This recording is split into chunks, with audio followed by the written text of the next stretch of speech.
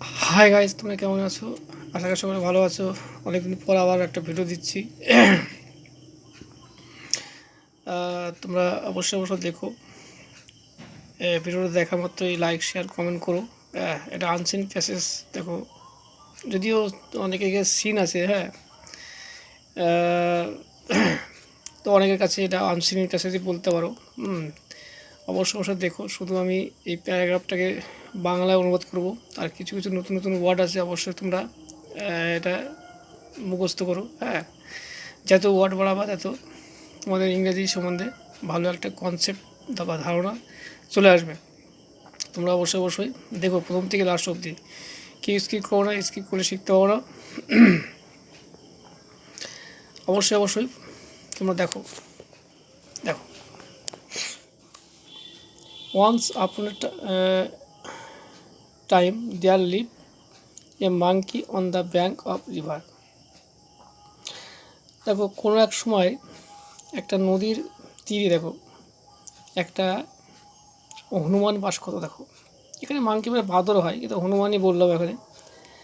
Right in the middle of the river there was a small island with many fruit trees. আর ঠিক নদীর মাঝখানে একটা দ্বীপ আছে, আর সেখানে কী আছে, অনেক ভালো ভালো মানে ফলের গাছ আছে। দেখো, ওই দ্বীপটাতে sweet and juicy fruits grew on trees. ওই গাছে কী দেখো, রসালো এবং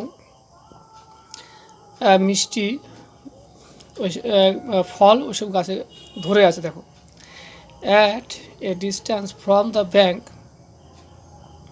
দেয়ার was huge rock in the river.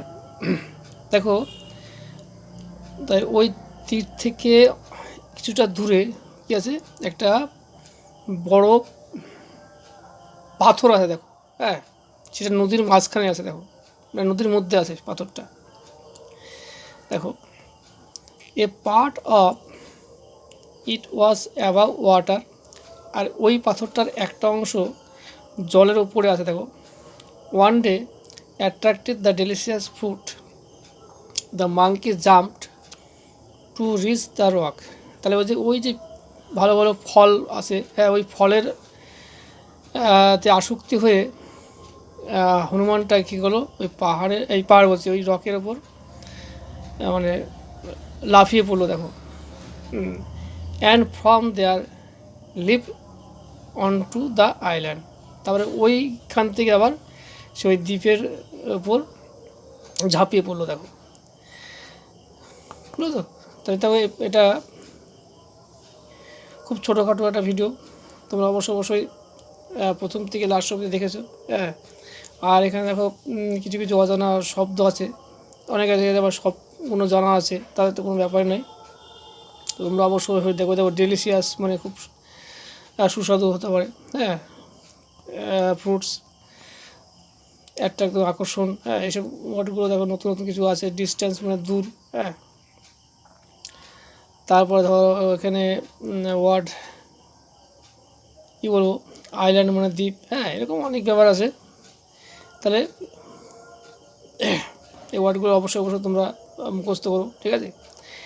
আর ভিডিওটা বেশি বড় করলাম না, ছোটোর মধ্যে একটা ভিডিও, তোমরা অবশ্যই দেখো। হ্যাঁ, কেউ স্কিপ করো না, স্কিপ করলে কিন্তু শিখতে পারবো না, তোমাদের আগে থেকেই বলেছি। হ্যাঁ, আর বাজে কথা বললাম না এই ছোটো ভিডিওর মধ্যে, ঠিক আছে? আমি এখানে রাখছি।